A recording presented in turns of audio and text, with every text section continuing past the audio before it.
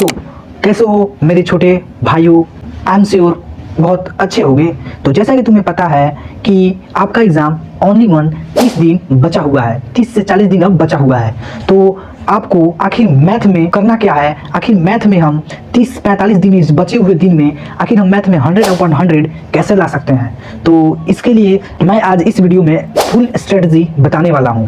तो यदि आपको भी मैथ से लगता है बहुत ही ज़्यादा डर और आपके पास अभी ज़्यादा समय नहीं है कि मैं मैथ को फुल सिलेबस कंप्लीट कर पाऊँ, तो आइए मैं इस वीडियो में आपको पूरा डर को समाप्त करता हूं और आपके इस प्रॉब्लम को जो है सॉल्व करता हूं। तो देखो, बिहार बोर्ड के स्टूडेंट्स जो हैं वो दो तरह के होते हैं। एक जिनका मैथ का सिलेबस जो है अभी पूरा नहीं हुआ है, और दूसरा जिनका मैथ का सिलेबस जो है वो पूरा हो चुका है। तो आओ हम दोनों स्टूडेंट के बारे में बात करते हैं। पहले हम बात करते हैं जिनका सिलेबस जो है वो अभी पूरा नहीं हुआ है।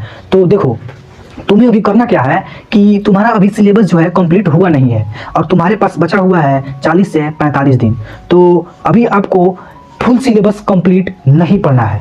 अब आप बोलोगे फुल नहीं पढ़ना है तो आपको ऐसे चैप्टर्स को पढ़ना है जो सबसे ज़्यादा इंपॉर्टेंट है, क्योंकि आपका जो समय बहुत ही कम है और फिर से 6-7 चैप्टर पढ़ के भी आप 100/100 ला सकते हो। क्योंकि जैसा कि आपको पता है कि बिहार बोर्ड का पैटर्न जो है वो 200 नंबर्स का सवाल पूछता है, जिसमें से आपको 100 नंबर्स का सवाल का जवाब देना होता है। इसीलिए आपको यदि आप ये 8 चैप्टर्स अच्छे से पढ़ भी लेते हैं तो आपका मैथ में 95 से 100 जो है बीच में आने का पक्का हो जाएगा। तो इसीलिए आप मेरे वाले इस पिछले वीडियो को जाकर देख लीजिए। मैंने इस वीडियो में मैथ के वीवीआई चैप्टर्स का नाम बताया है जो सबसे ज़्यादा इंपॉर्टेंट है मैथ के लिए। तो आप इस वीडियो को जाकर देख लीजिए और अपने मैथ के वीवीआई चैप्टर्स को पढ़ लीजिएगा और आपको अच्छे से सब प्रैक्टिस भी कर लेना है।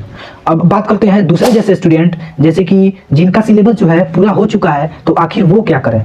तो देखो, जिनका सिलेबस जो है पूरा हो चुका है उन्हें अब कुछ करना नहीं है। उन्हें बस अब 30 से 40 दिन ये जो बचे हुए हैं उनको बस प्रैक्टिस ही करना है। अब प्रैक्टिस करने के लिए आप बोलोगे कहाँ प्रैक्टिस करें, कैसे करें।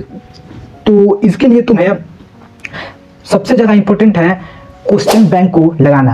यदि आप प्रैक्टिस के लिए क्वेश्चन बैंक को लगा रहे हैं तो सबसे बेस्ट है, क्योंकि बिहार बोर्ड जो है वो 70% तक सवाल जो है रिपीट करता है, हर साल क्वेश्चन को रिपीट करता है। इसलिए आप यदि क्वेश्चन बैंक को अच्छे से पढ़ लेते हैं तो आपका 70% तक क्वेश्चन तो ऐसे ही लग जाएगा। और यदि बाकी 30% है वो आपने पूरा सिलेबस जो पढ़ा हुआ है तो उसी सिलेबस के अंदर ही तो कहीं से आएगा। तो आपने जब सिलेबस पढ़ लिया है तो उसमें भी जो सवाल है 30% वो लग जाएंगे। तो अब बात करते हैं, यदि एक तो हो गया कि जिनका सिलेबस पूरा नहीं हुआ है और जिनका सिलेबस पूरा हो चुका है, तो ये तो दोनों बात हो गई।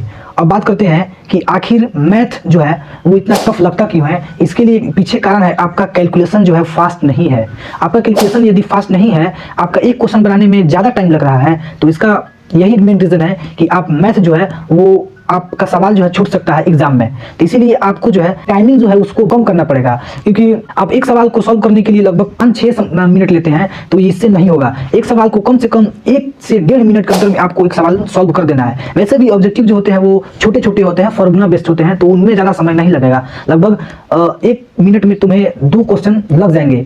और वैसे भी सब्जेक्टिव की बात करें तो सब्जेक्टिव एक सवाल लगाने के लिए 2 नंबर वाला सवाल की बात कर रहे हैं तो वो लगभग 2 से 4 मिनट के अंदर में आपको सब्जेक्टिव बना लेना चाहिए। तो इससे आपका जो है आप एग्जाम में टाइम से पहले ही सवाल को सॉल्व कर लेंगे। और रहा 5 नंबर वाले सवाल को, तो उसमें कम से कम 5 से 10 मिनट तो लगते ही है उस सवाल को सॉल्व करने के लिए। तो आपको वो कर लेना है और आपको ज़्यादा से ज़्यादा जो है प्रैक्टिस करना है, ठीक है। तो यही रहा हमारा मैथ का फुल स्ट्रेटजी, जो आप यदि फॉलो करते हैं तो आपका मैथ्स जो है वो 100/100 आने के चांस बढ़ जाता है। इसलिए तो आप इस वीडियो को जाके देख भी लीजिएगा, मैथ के इंपॉर्टेंट टॉपिक्स वीवीआई चैप्टर्स, और मैंने जितने भी बताया चीज़ों को ज़्यादा से ज़्यादा आपको क्वेश्चन बैंक लगाना है। और यदि क्वेश्चन बैंक आप लगा लिए हैं तो उसके साथ साथ आपको गेस पेपर को भी लगाना है, और यदि गेस पेपर भी लगा लिए हैं तो उसके साथ साथ लगाना है मॉडल पेपर को। तो यही सब रहा, चलिए चलते हैं। और यदि आपको इस और भी कोई आगे टॉपिक्स पर वीडियो चाहिए तो आप नीचे कमेंट कर सकते हैं, मैं उस टॉपिक पर वीडियो बना दूंगा। और चलिए आप इस चैनल को सब्सक्राइब कर लीजिएगा और इस वीडियो को लाइक भी कर लीजिएगा। जय हिंद, जय भारत।